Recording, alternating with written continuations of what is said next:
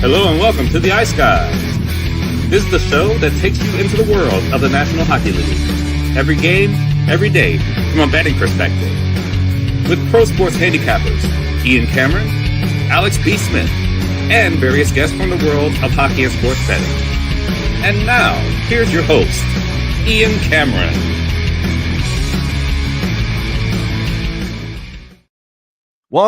Welcome back to the Ice Guys. It's been a few days. Friday, December 27th, Ian Cameron with you, and Alex B. Smith is off until New Year's Eve, actually. Alex will be back with us on a Tuesday, so that's when he'll be returning. In the meantime, though, we've got someone filling in for Alex, and he's someone you all know very well, Minnesota Wild fan himself. Terry Edelman is back in the place, filling in and back on the Ice Guys show.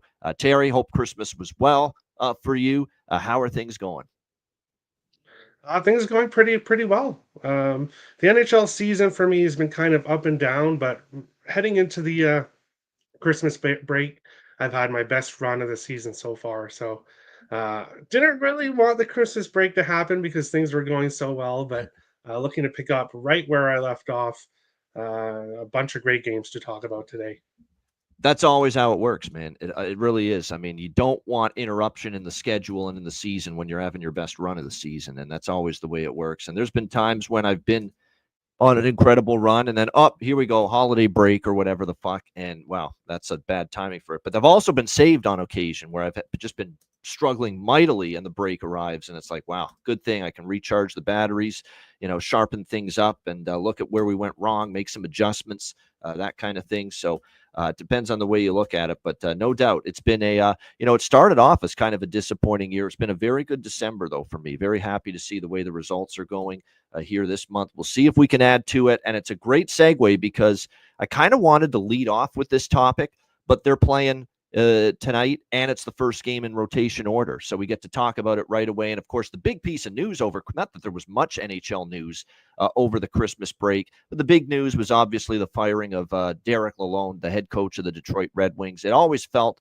like it was a question of when, not if, he was going to get let go. And I think rock bottom was the St. Louis game earlier this week when they got shut out on home ice 4-0 by the St. Louis Blues. And I sure as hell enjoyed it because I was on St. Louis. I thought that was a great spot to take the Blues, coming off some losses in a row against good competition. They're losing to Dallas, Tampa Bay, Florida. They were playing some really good teams, St. Louis, and then it was a clear step down in class against a absolutely flatlining, reeling Detroit Red Wings team that just had lost 2 in a row to Montreal over the weekend. And St. Louis went to the Pizza Box there, Little Caesars Arena, and just dummied the Red Wings there 4-0. And it kind of felt that was the bottom falling out for Detroit Red Wings. And Stevie Yzerman had to make a move at that point, and make a move he did. Yesterday morning, it was announced that Derek Lalonde was let go. And in comes a very familiar face to Detroit Red Wings fans and NHL fans. We know he was a head coach with the Edmonton Oilers and the LA Kings most recently. But let's not forget about the time he was an assistant many years ago with the Detroit Red Wings under then head coach Mike Babcock. Now, that's going back a very long time, but back with the Red Wings organization once again, Todd McLellan, who now steps in as the head coach of this team. And I think when you look at the hiring, he's certainly got 1,000 games of NHL experience now behind your bench as an NHL head coach, guy that's won in the regular season, won some playoff series, won some playoff games. You certainly could do a lot worse than Todd McLellan. I come out of this decision to go with McLellan kind of like, well, it's okay, it's fine, but I don't look at it as, wow, it's an amazing decision to go in this direction, because I also kind of think of it as we're going back to the old recycle, reduce, reuse, recycle. Well, reuse and recycle seems to be happening with a lot of fucking head coaches in the NHL the last several years, and this one does feel like a little bit of a recycled hire, even with the what he's been able to accomplish, Todd McLellan, so far at the NHL level. So I'm kind of wait and see with my grade on this coaching hire, quite honestly. What I like is that they didn't bring in some newbie. I do think they needed someone with a good deal of experience as a head coach, because that's the one thing that people were skeptical about when they first hired Lalonde, because he'd been on the John Cooper tree as an assistant. I think a lot of people assumed it was going to work. And it didn't. But he had no, obviously, head coaching experience, and obviously it didn't go well. What's not gone wrong with Detroit? They're not scoring like we expected them to. We knew their defense all along was a problem. You can't look at that blue line and say to yourself, that's an NHL caliber blue line. Outside of Mo Sider, they love Edvinsson, but gosh, you're pinning your hopes on this young kid unfairly and expecting the world of him right away. And then you got a bunch of overpaid stiffs on the blue line that just aren't really that great, in my opinion, for the Detroit Red Wings. It's just not a great blue line. And then that doesn't even get to the goaltending yet. You don't never know what you're going to get night to night from any of their goalies. Husso, Talbot, you go on down the line, you don't know what you're going to get from any of these guys night to night. So is Todd McClellan going to be the magical elixir, the magical cure for all of that and those problems? I don't know. We'll have to wait and see on that. That's for sure. It's funny. That St. Louis game was so bad for Detroit, and our poor friend of the show, Danny DeKaiser, former Detroit Red Wings defenseman, he had to work television that night for the Detroit Red Wings when they played St. Louis earlier this week. And I texted him. I said, Danny, they better be paying you fucking double time and a half to put up with this nonsense here. What is it? FanDuel Sports Network, I think they're calling it now. All these regional networks. It used to be Bally. Now it's FanDuel Sports Network, Detroit, FanDuel Sports Network, North or Minnesota, as Terry's aware of. They changed the sponsor now. It's FanDuel. I said, they better be paying you a good deal to be putting up with this crap and having to be in the studio, work the studio with his old friend there, Johnny Keating, who's retiring, by the way. Johnny Keating, who's done Detroit, sports on that network forever. So great career by Keating there, but that's another story. But I told Danny, you better be getting paid a lot of money to put up with this. And he said, yeah, it was not fun. I said, that no wonder Kenny Daniels was doing Amazon Prime Sharks and Canucks that night. He didn't want any. He bailed on the Red Wings. I can't call games for this fucking nightmare of a team right now. That's probably why he just said, "Hey, give me that Sharks Canucks game on Amazon Prime. I'll get paid more, and I don't have to watch this bullshit with the Red Wings for a change." That's probably why Ken Daniels got out of there that night and did the Sharks and Canucks game. But wow, it's a rough go for the Red Wings. I mean, it's been awful. When you're getting dummied by Montreal back-to-back games, and then you're getting shut out by St. Louis, it's bad. But getting to this game, Terry, even with Detroit's issues, we do expect them to play with their hair on fire tonight. It's just what teams do when they fire the head coach in that first game. I would expect a big response here from the Detroit Red Wings. Am I liking the way they've played lately? Absolutely not. But we see this time and time again where teams struggling mightily somehow flip that switch, at least for a game or two with the coaching change. And I would expect Detroit to do that.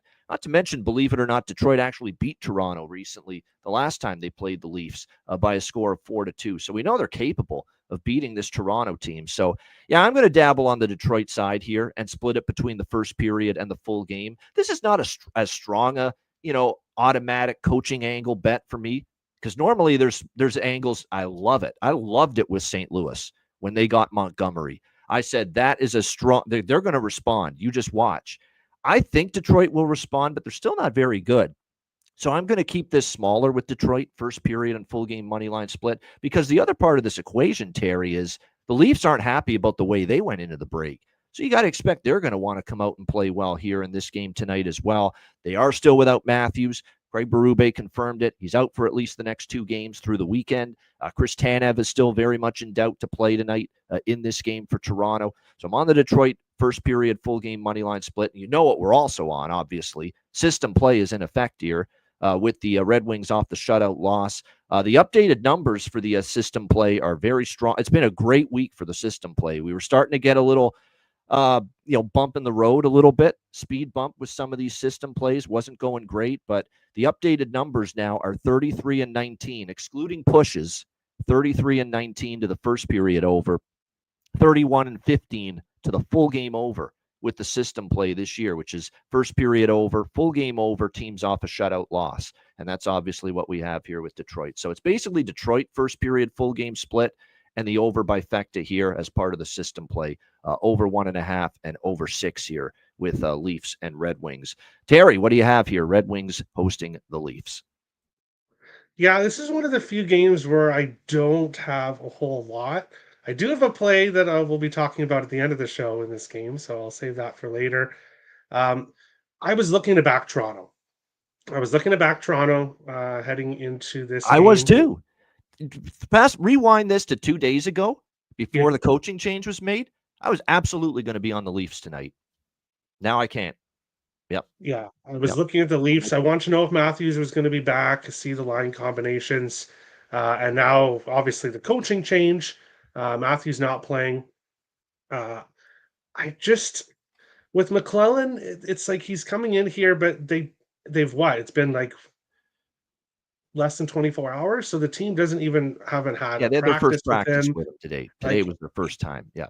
Yeah. yeah, so it's I don't know exactly how much of an effect that's going to have overall. So this game, I really don't have anything until we get to the end of the show.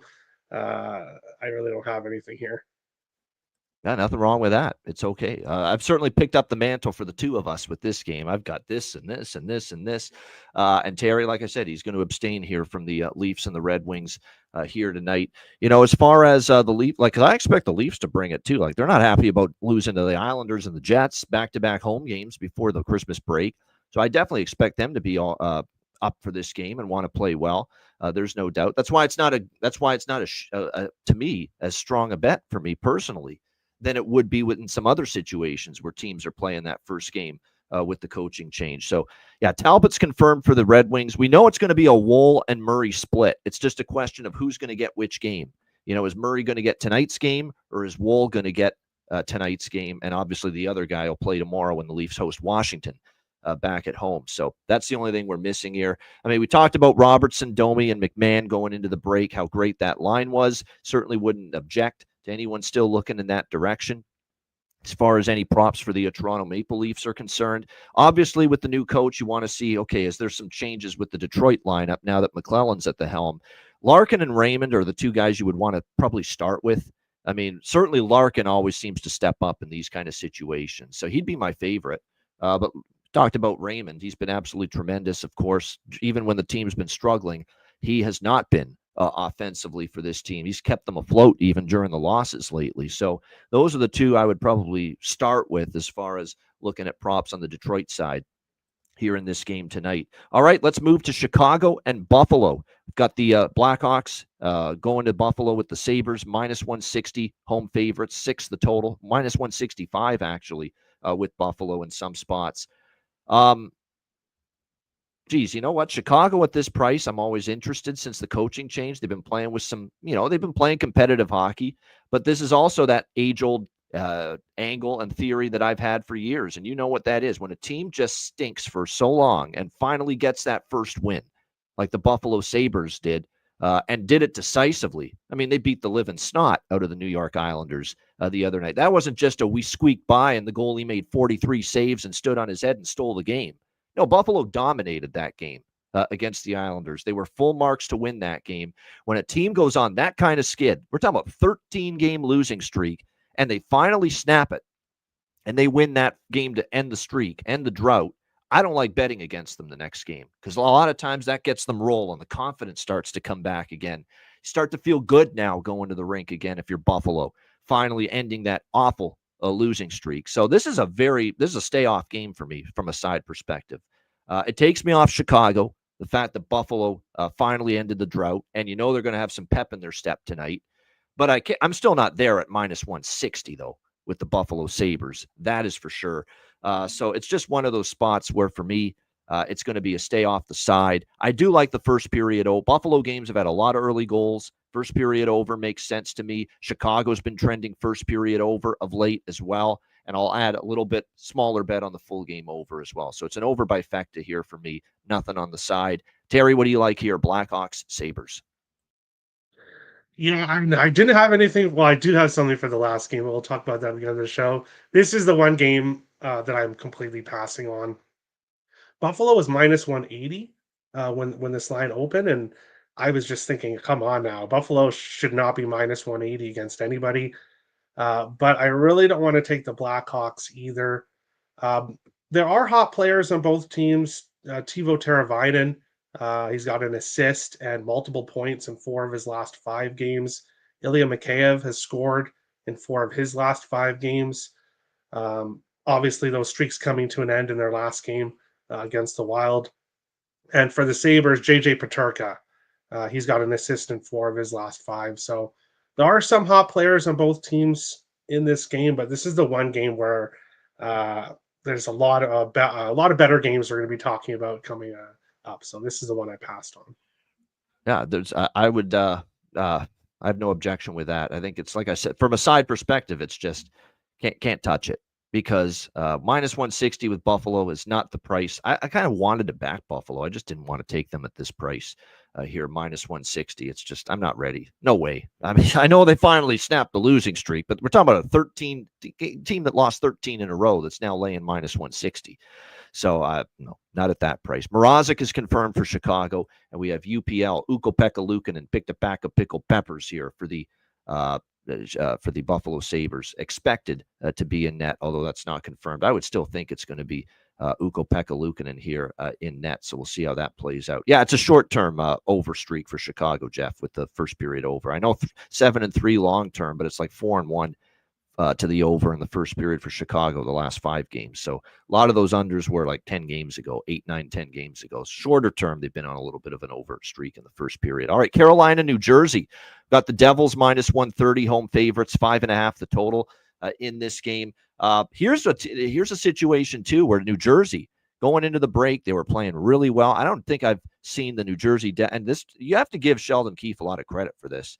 Back-to-back shutout wins over Pittsburgh and the New York Rangers. They have held their opponents to 1 goal or less in 5 of their last 6 games. In fact, in each of their last 5 wins, New Jersey has held opponents to 1 goal or less. So it's been very impressive, and we'll see if they can carry that over here into this game against Carolina, who's off a 5-2 loss against Nashville in their last game before the break. They'll be looking to bounce back here in this one. Carolina continues to be kind of underwhelming on the road, 8-9 on the road. And you start to look at who they've beaten on the road lately. Since they beat Colorado on December 5th, on the road, they've gone 2-2 since. No, sorry, just 1-3 since. They lost to the Islanders. They lost to Washington. They lost to Nashville. They beat the Rangers on the road. It's not saying much right now because the Rangers are an absolute mess.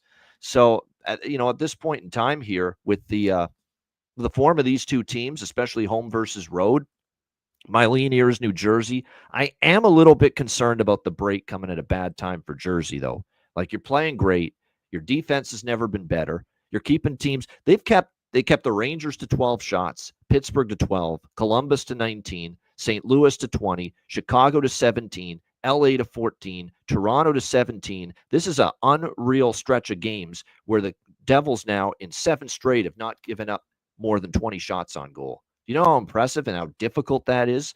They've been absolutely outstanding defensively during that run. Jacob Markstrom will be in net here tonight. We expect Kochetkov here for Carolina coming out of the break.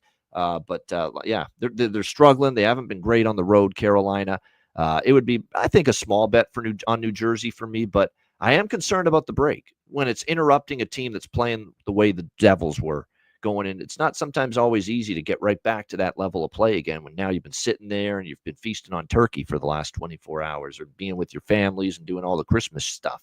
Sometimes that can throw you off. But if we're just looking at the results going into the break, price is actually cheap here with the Devils. What do you think here in this one, Terry? Carolina, New Jersey. I'm all over this game.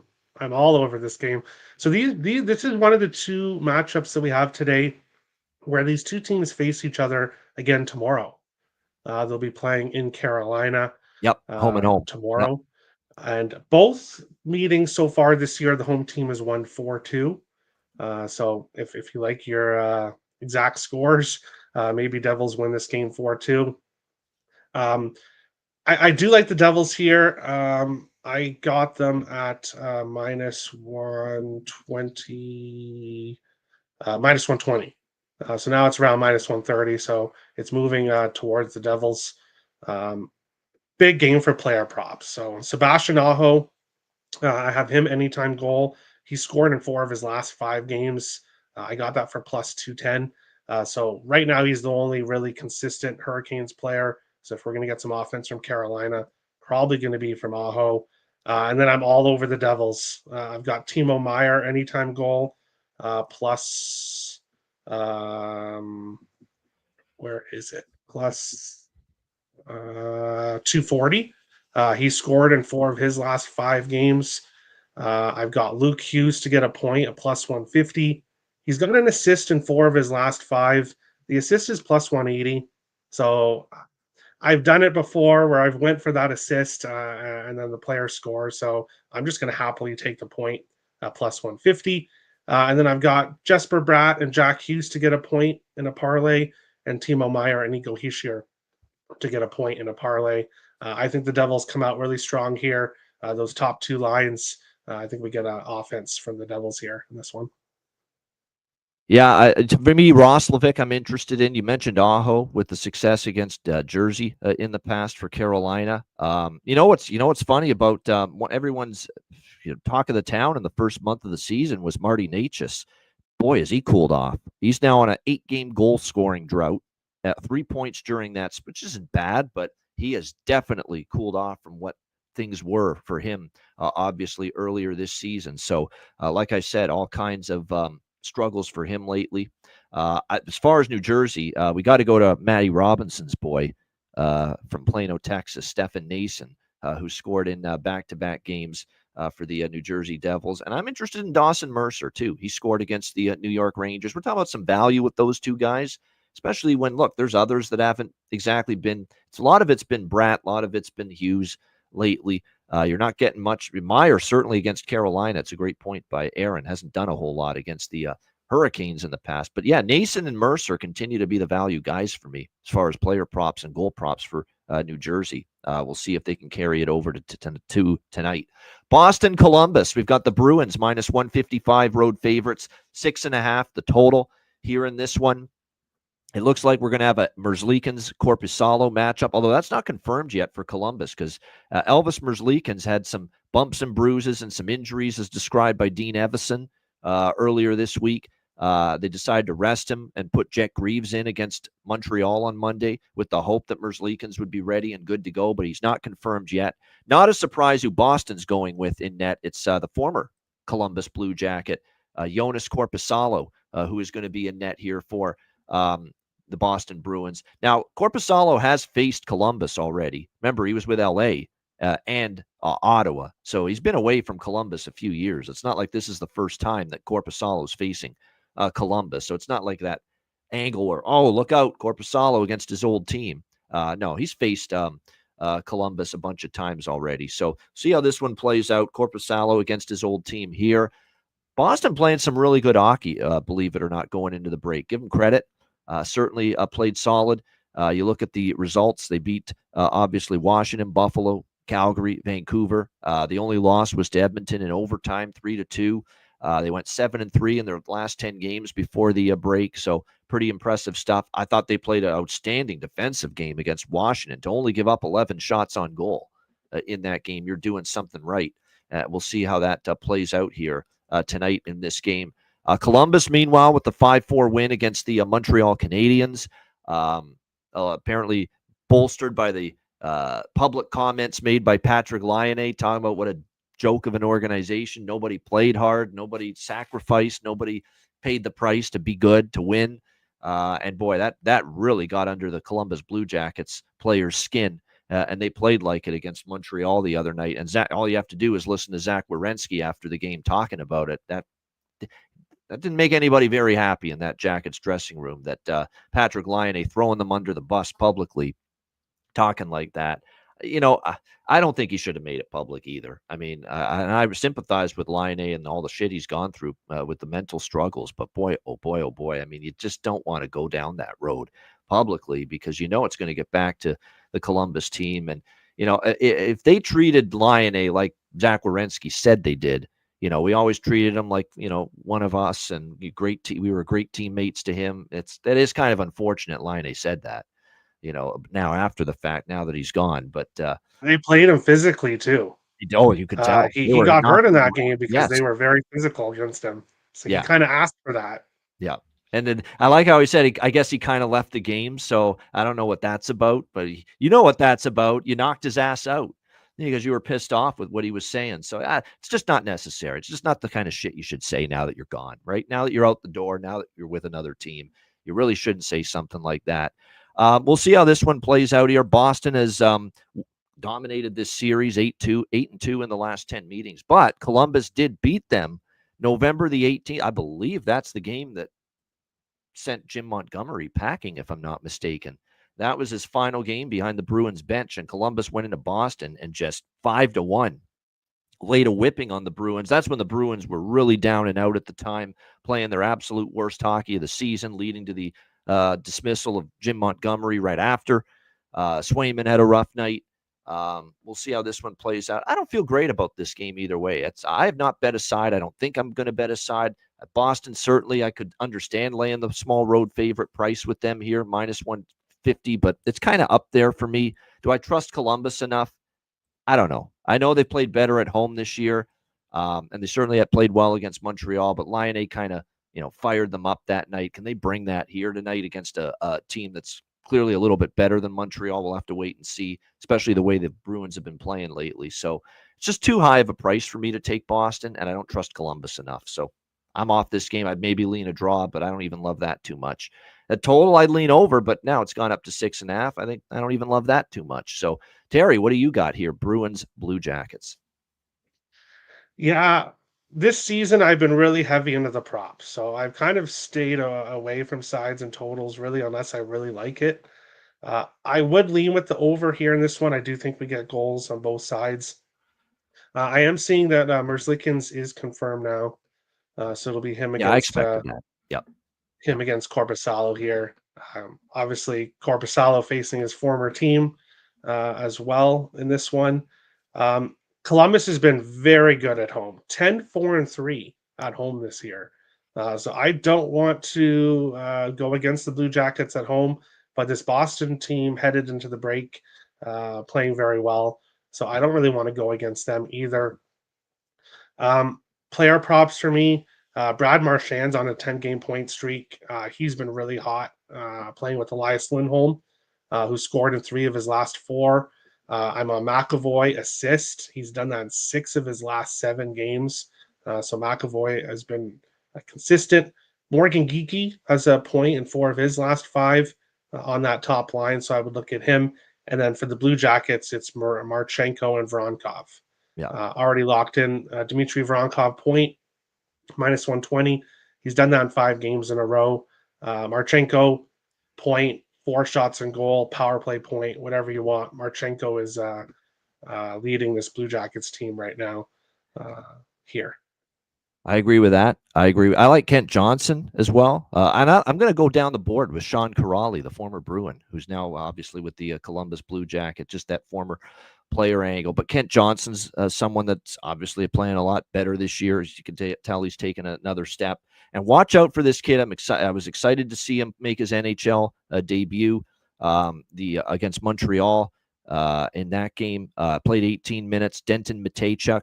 I remember he was on the World Junior team for Canada a few years ago. Really good player. Moves the puck extremely well. Called up from Cleveland in the American Hockey League. He got some power play time down in the American League. He had 9 goals, 25 points in 27 games down there. So absolutely worth a look. And then there are a bunch that I like for Boston here as well from a prop standpoint. You mentioned Marchand. Charlie Coyle's got it going right now. Morgan Geekie, because he's of his position in the lineup on the second line. And I'd even maybe look at Elias Lindholm.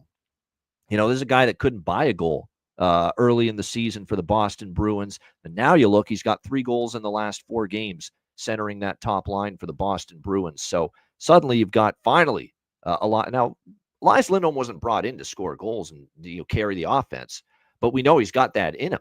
And he just didn't show it early in the year, just was struggling offensively. Now he's starting to turn it up, though. 3 goals in the last 4 games for Lindholm. Probably worth a look for props here for Boston as well tonight. All right, we've got Nashville and St. Louis. Predators minus 135, road favorites, 5.5 the total here in this game. Obviously, the St. Louis Blues coming off the 4-0 shutout win against the Detroit Red Wings. Very impressive victory it was for them. See if they can carry that over here. Nashville, we know what we've talked about, the theme with them for days and weeks and even months. Can you finally win 2 games in a row? Can you finally start to show some semblance of getting on a heater and trying to get yourself back into the playoff race and the playoff mix in the Western Conference? And yes, they did finally, at long last, win their second straight game, something that they had not done, the Nashville Predators, since I believe way back early in the season when they beat Columbus and Chicago and Boston. They had a 3-game win streak in late October. That's it. It's the only other time they had won 2 in a row or more. And they finally followed up the LA overtime win with a 5-2 win against Carolina right before the break. So, yes, all of a sudden we've got this team playing better hockey, obviously, or at least winning 2 in a row, Nashville. And now that they finally won 2 in a row, I don't want to bet against them at the moment. I don't. Because you just know that at some point there's enough talent on the group with Forsberg and O'Reilly's healthy now, and Marchessault and Stamkos, and what if Evangelista and Novak start to pop again offensively, which they're capable of. We know they could go on the kind of run and we saw it last year with Nashville. We all counted them out at this time of year, and then January, February, no one was hotter in the NHL than the Nashville Predators. So the door's open for them to go on that kind of heater again and that kind of run after a bad start. So now that they've finally won 2 in a row, could this be the start of a run? I'm not saying it is, but you could see it maybe starting to form. And as much as I've been on St. Louis, and I've been betting St. Louis a lot, the last several weeks, they have not been as good at home under Montgomery. A lot of their wins have been on the road. At home, it's kind of been hit or miss for them. They lost to Philly at home when Montgomery first got there. They lost to San Jose at home just recently. They did beat the Rangers at home 3-2, but that's not saying much because the Rangers are just an absolute free fall right now. And then the 4-1 loss to New Jersey at home right after that. So a lot of the wins for St. Louis have been on the road. So I hate to put the Blues in the cupboard for one night because they've been so good to me. But I have to tonight. I like the momentum for Nashville. I'm not betting Nashville either. This is a draw for me. That's the official play for me, is the draw. I'm not on Nashville. I'm not on St. Louis. I think it's a good draw candidate. We've got some strong draw series history between these two teams as well. Nashville's gone to overtime 2 of the last 3 games. St. Louis has gone to overtime 4 of the last 10. I think we're going to see a pretty close competitive game. Nashville's actually beaten St. Louis 4 in a row coming into this game as well. So we'll see if that carries over. I'm going to dabble in over 5.5 too. I don't love it because St. Louis is really having a hard time putting the puck in the net right now, and just their games are trending under lately. 5 of their last 6 have gone under, and they're kind of not scoring a ton. And when they do score 3 or 4, they're kind of shutting down the opponent, which is why they've been trending under. But I can't ignore series history here, Terry. It's pretty strong. I mean, you're talking about 9-1 to the over with the Predators and the Blues in the last 10 meetings, and you're going to give me a 5.5. I can't turn that down. I don't love it, but I have to bet it based on series history, and you're getting only 5.5. Not to mention, with these teams being off for a few days, you could see a little more sloppy play with the puck. Nashville has turned it up offensively suddenly the last couple games too. We'll see if that carries over. So at 5.5, I'm in on the over. It's hard to say no when it's 9 of the last 10 meetings that have gone over the total with these two teams. What do you think here in this one, Terry, with Nashville, St. Louis? Yeah, I think if there's any team in NHL that did not want the Christmas break to come, I think it was Nashville. 3-0-1 heading into the Christmas break. Finally starting to win some games. This Predators team, whenever I've talked about them this year, I've really shit on them because they were supposed to be this great team. They made all these moves to be this great team, and they've just been garbage for most of the season. Now, heading into this Christmas break, though, they finally found line combinations that work. That top line for the Predators, Philip Forsberg, who we've all known has been a goal scorer. He's got an assist in 6 of his last 7 games, multiple assists in 4 games in a row. I got his assist prop for plus 145. Jonathan Marchessault, he's got a point in 7 games in a row. He scored in 4 games in a row heading into the break. I'll take him plus 225 to score. And then Steven Stamkos, who was one of the biggest disappointments for this Predators team to start this season. He's got a point 6 of his last 7 on that top line. And I got him for minus 120 just to get a point in this game, which I think is great value. I would same game parlay all 3 of those guys to get a point as well for plus money. Ryan O'Reilly's got a point 3 games in a row heading into facing his former team. So I think the Predators are a good look here. The last 4 meetings between these teams, the Predators have won and in convincing fashion. They've scored a ton of goals against this Blues team. Hope we see it again here tonight. I was thinking coming into, before I didn't know at first who Nashville was playing tonight until I dove into the card last night. But my first thought was after they had won 2 in a row, this might be the first time in a while I think of betting on Nashville. But then I saw they were playing St. Louis, and I said, I can't go against the Blues with everything they've done for me the last few weeks. And that's the one, and they're playing hard every night, even in the losses. Don't forget the losses that St. Louis, everyone thinks, well, the coaching bump's over. Well, they played Dallas, Tampa Bay, and Florida. I mean, my goodness. I mean, it's not the coaching bump isn't over. They're playing some damn good hockey teams, and they've done a lot of travel as well, St. Louis. So I don't feel comfortable betting against St. Louis. I thought I'd be on Nashville in this spot, finally having won 2 in a row, but not with the opponent being who it is, the St. Louis Blues.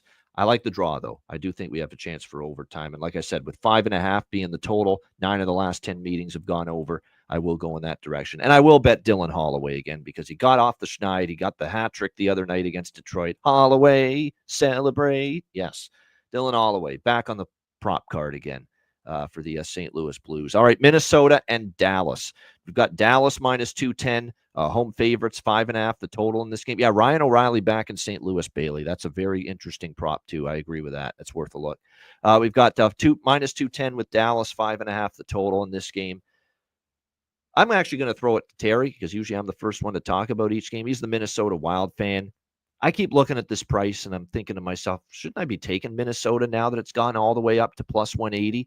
And you're shaking your head, and I'm kind of in that same boat because – now they're on the road here. Dallas is trying to pick up steam. Dallas laid a couple of absolute fucking eggs at home to the Leafs and the Rangers, the last 2 home games, and it wasn't pretty, either of those performances. Then they went on the road, obviously, and they beat you. And I loved them against Utah. I thought that was a great spot right before Christmas break.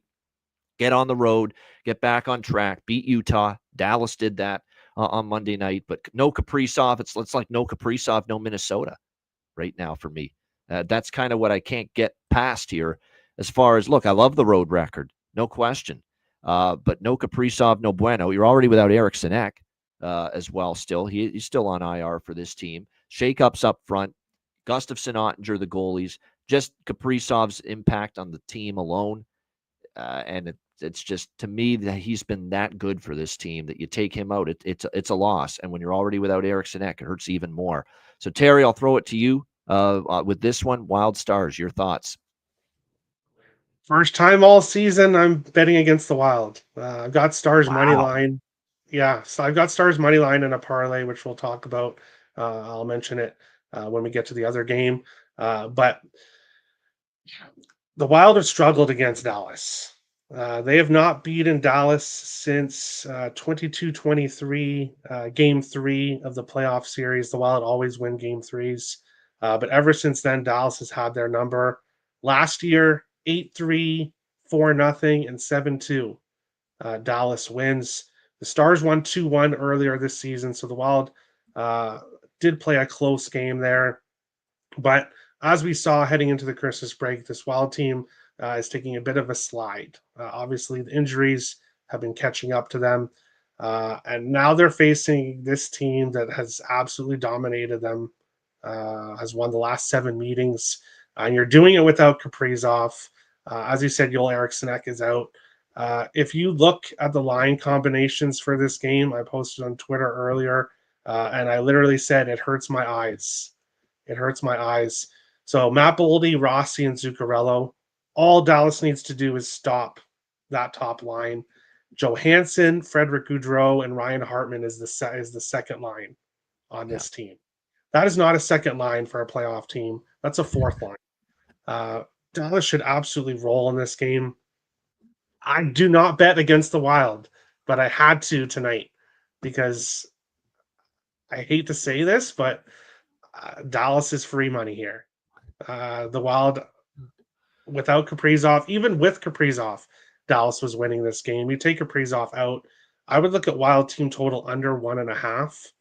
which I believe I saw at plus 210. I would look at that as well. I've got Jason Robertson and Rope Hintz, both to get a point in a parlay. And I've got Wyatt Johnston and Jamie Benn, both to get a point in a parlay. Top line, third line, they're all on point streaks heading into this game. Dallas. Dallas is the play here, as All much as right, it hurts me to say. there you have it. I don't want to hear any Terry's a wild homer ever again after hearing that, because that's not only, well, I kind of think we're in tough tonight. That's a very strong with conviction, we're fucked kind of thing tonight we're hearing from Terry about his Minnesota Wild. So we'll have to wait and see. But yeah, I mean, that's because my first inclination was, wow, that's a pretty nice price for a Minnesota team on the road. But yeah, Kaprizov being out, kind of like a lot of times teams step up. But you're right. I mean, Ryan Hartman's on the second line. He hasn't scored in forever, this guy. And I know he's had these little offensive surges every now and then, because I know when I start to see him, a couple games in a row, he scores a goal, he can go on this little short-term streak. But it's been a long time. And now you're asking him to contribute offensively from that second line alongside Gaudreau and Joe. And I'm not a big Marcus Johansson guy. You're already shaking your head. So you're clearly in lockstep with me on that opinion. Yeah. I've wanted him traded since 2 years ago when they signed him again. For the second time, I want him traded. So yeah, that's an awful second line. All Dallas needs to do is focus on Rossi, Zuccarello, and Boldy. Put your best defensive line, your best defensive pair, because Stars are at home too, so they get to control the lines. Put your best D pair, put your best top line, or your best defensive line. I don't think the Wild can score more than one if they even get one in this game. So Wild team total under 1.5 is a great look as well. It doesn't help Minnesota and as I said, well, I'll say it again, that before the Christmas break, the last two games at the AAC for Dallas, two absolute stink bombs in those games. The Toronto game, the rain, they didn't play good in either.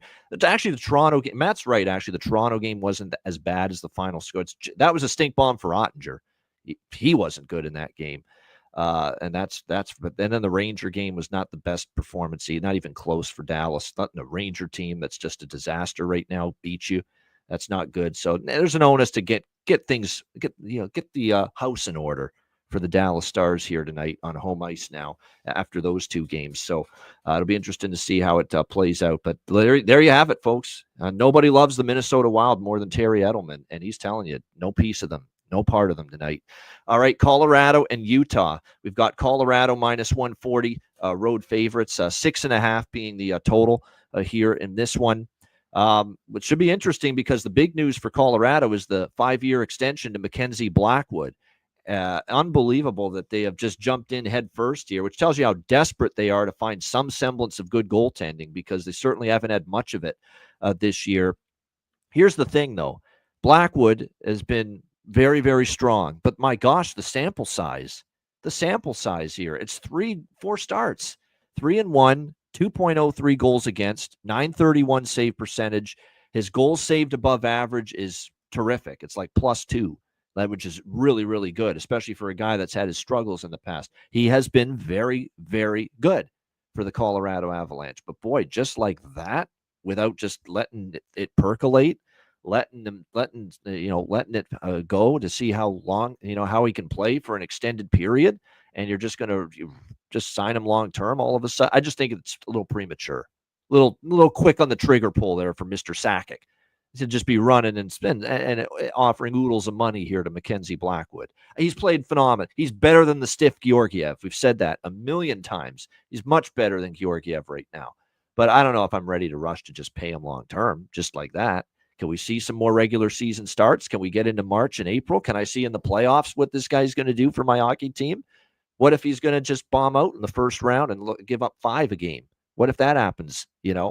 Maybe it's not. Maybe now, because he's finally got a good team, and he's definitely playing on a better team than he did in San Jose, than he did in New Jersey. Because when he was in New Jersey, they were not good defensively.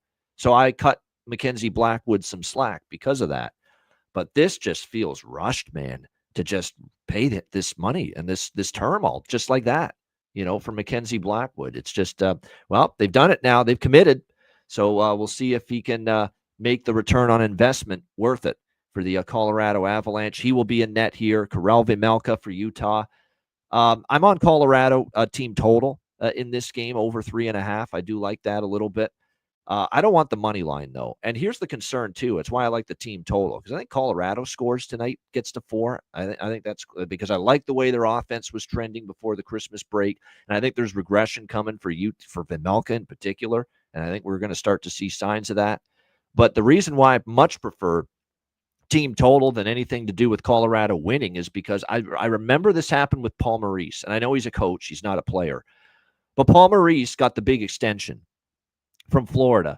And then they played just an absolutely awful game, in the day of Maurice got the extension. They played an awful game, Florida. And I like Maurice made that quip. The ink wasn't even dry yet. And this is the kind of game we played here tonight. I worry about that a little with Blackwood tonight. That, he gets the big money now, and here comes the 5 goals finally that he's going to give up tonight to Utah. So we'll see if that plays out that way. That's why I feel better about the Avs team total rather than money line, because it's just one of those weird voodoo things with me where you get the big money, and sometimes that first time you step on the ice or the court or the field, whatever the sport, after getting paid, it's not always the optimal spot to get your best performance, if you know what I mean. What do you think here, Terry? Good one here, Colorado, Utah. Yeah, I was surprised that they signed Blackwood to a 5-year deal. I believe it's like 5.25 million. Did you really have to do that so quickly? I think the whole world is thinking that. Like, it just doesn't really make much sense. 4 starts convinces him they want to make a 5-year commitment. 4 friggin' starts. I mean, it's just, to me, it's rushed. It's rushed. But Maybe if it's you going to look at pay off. Maybe Colorado's great, goaltending, Terry. Maybe he's going to be great. But 4 yeah, starts, you're he making could this be. decision, an assumption. I don't know. I wouldn't. Colorado seems to, I don't want to say not care about their goaltending, but they've had goaltending question marks for years now. And I don't know if they think Blackwood is the answer here, but I don't think he's the answer here. When it comes to this game, boy, do we've got a lot of players producing on both teams right now. For Colorado, of course, it's McKinnon, multiple points in 3 games in a row, power play point in 3 games in a row. McCarr's got multiple points in 3 games in a row and a power play point in 3 games in a row. I'd be looking at both the Colorado Avalanche power play props tonight. I'm on Valerie Nichushkin anytime goal plus 200. Top line playing with Nathan McKinnon. He scored in 4 games in a row. I think plus 200 is just way too good to pass up there. For Utah, Clayton Keller has been on fire recently, an assist in 5 games in a row. He's a power play point in 6 of his last 8. So Utah has been doing some damage on the power play. Logan Cooley, Dylan Gunther, Nick Schmaltz has an assist in 5 of last 6 games. So there's lots of players producing on both teams here. I think we get goals on both sides. And Valerie Nichushkin anytime goal is my favorite prop in this game. There you go. All right, Vegas, San Jose, final game of this Friday slate. We've got Vegas minus 260, road favorites, 6.5 the total here in this game. We talked about with the San Jose Sharks a lot on this show. The fact that they have been, I don't know, at home, kind of opening up the game, and it's come at the expense of their defensive game. I mean, you look at these home games like for San Jose, and we've talked, this has been a bit of a theme with them, that they have been this over machine. Winnipeg, Utah, Seattle, Ottawa, LA, Detroit. I mean, you go all the way back. They started the season on an under run at home. They had gone 7-0-1 to the over in 8 home games prior to the Colorado game, which barely stayed under. It was 4-2 for Colorado in San Jose. It's still 7-1-1 to the over in the last 9 home games for the San Jose Sharks. Kind of feels like I want to go in that direction here. Georgiev's confirmed in net for San Jose. That always gets the over alarm bells ringing when you see his name pop up. For Vegas, meanwhile, they are a little bit banged up. They're actually, so is San Jose. It's worth noting. Wallman on the blue line is out. Eklund, William Eklund up front, looks like he's going to miss this game as well. So a couple injuries there. Close shave. Barbashev, Ivan Barbashev for Vegas missed the game against Anaheim on Monday. He may be out. It's a game-time decision for him. Same with Nick Waugh. I guess we're going to know more about both of those players and their status later for Vegas going into this one. But like I said, yes, LJ from H-Town is right. It's been a strong over team at home. Vegas, I think, has got the potential certainly to get their goals. Can San Jose get theirs is the question here against Vegas, because you look, Vegas has won 5 straight versus the San Jose Sharks. Yet San Jose was shut out here last year in the Shark Tank 4-0. We'll see if that continues here. I'm just going to go over 6.5, not go for first period, because Vegas first period overs have been more so at home for them than on the road.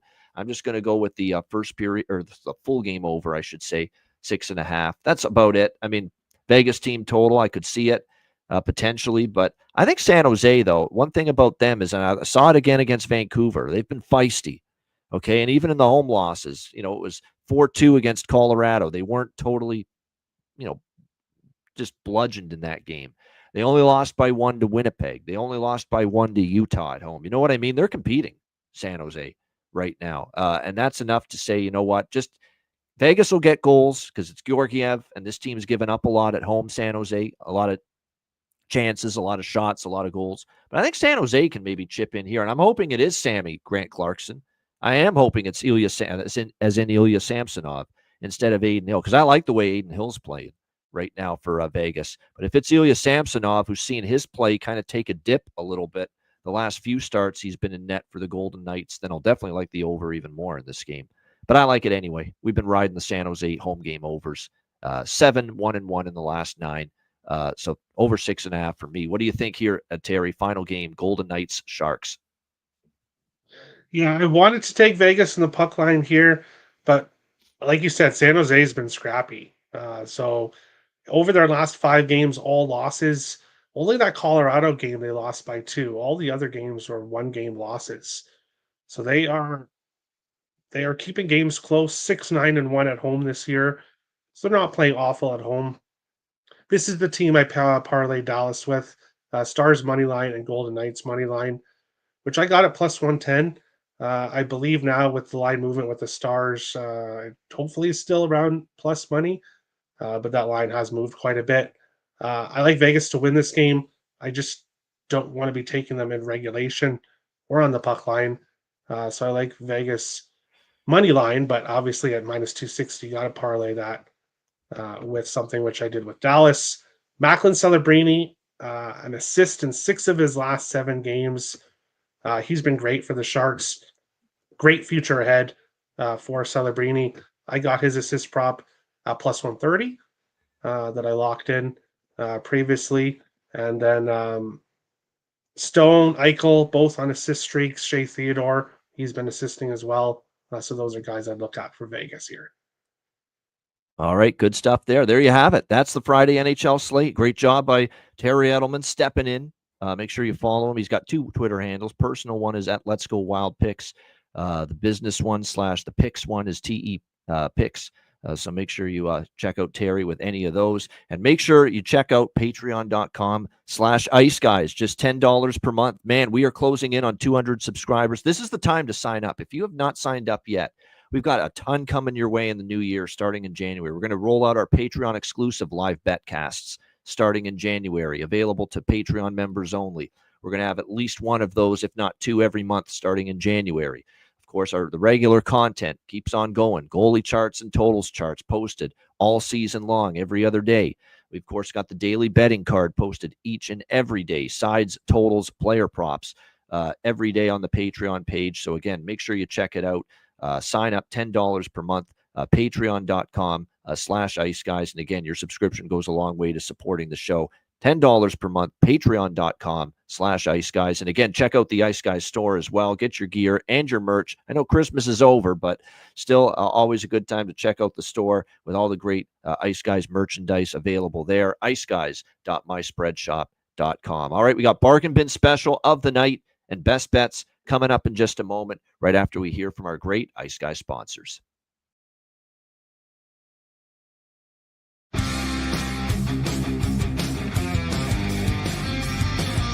Support for the Ice Guys podcast is provided by Boston Hemp Incorporated, Manscaped, Power Play Sportsbook, Raise Your Game, Tailgater Social. And a big thank you to all that subscribe to the Ice Guys Patreon page.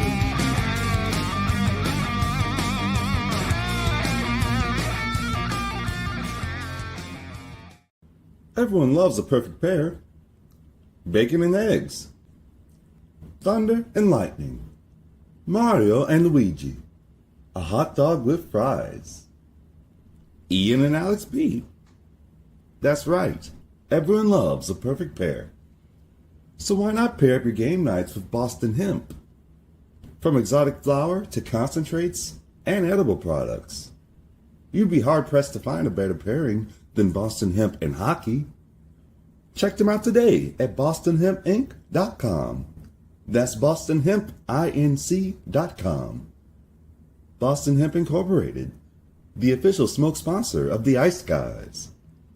Void where prohibited by law. Not available outside of the United States. Must be 21 or over to obtain products. Check your local regulations to see if Boston Hemp is available in your area.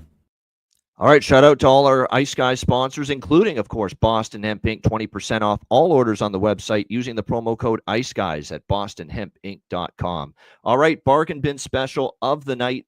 Lots to choose from on this Friday. Terry, we'll go to you. What do you like in the bargain bin tonight? Yeah, I was excited for this one, actually. Give me Joe Veleno, anytime goal for the Detroit Red Wings, plus 900 at BetMGM, plus 800 at Bet365.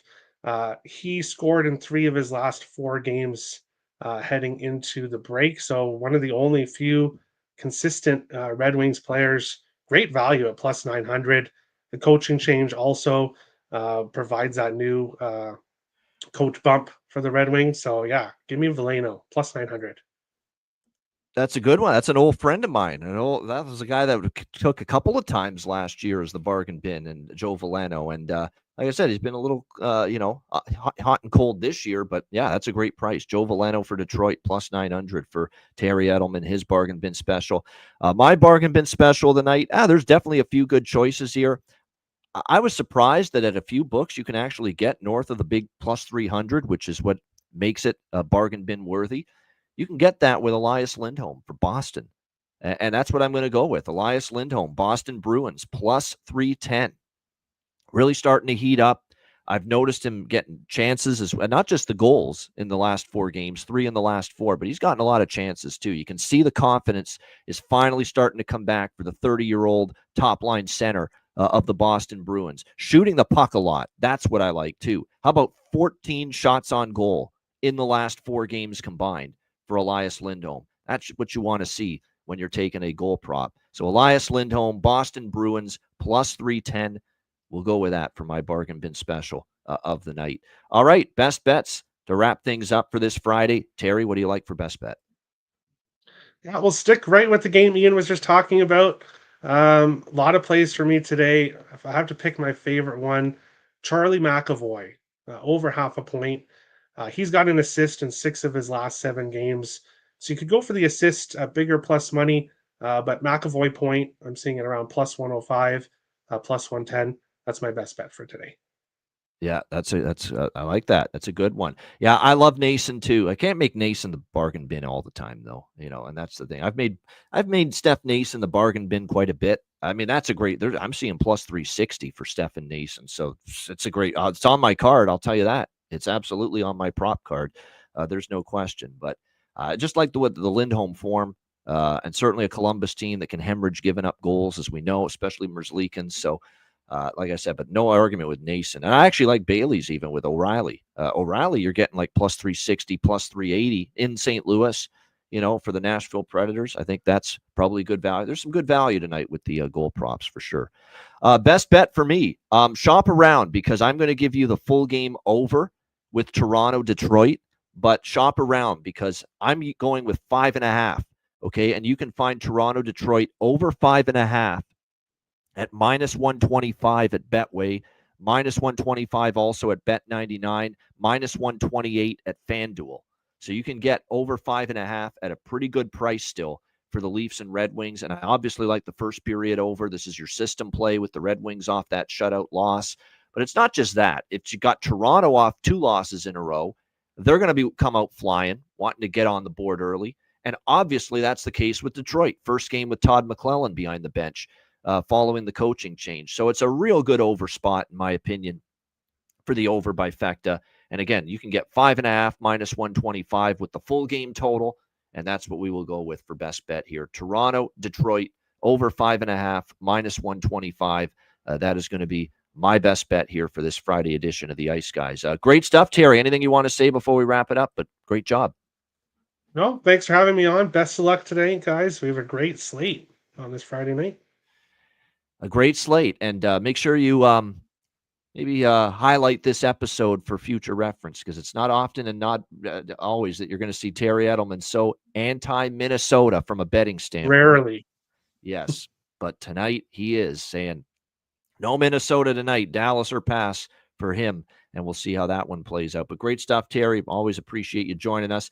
Everyone we appreciate in the chat as well. Hit the like button on the way out. A reminder, the Ice Guys is live 7 days a week, Tuesday to Friday, 2 p.m. Eastern, Saturday, Sunday, and Monday, noon Eastern. And if you can't watch the show live, download the Ice Guys podcast in audio form on all major podcast platforms, Google Podcasts, Apple Podcasts, Spotify, Stitcher, iHeartRadio, Amazon Music, and more.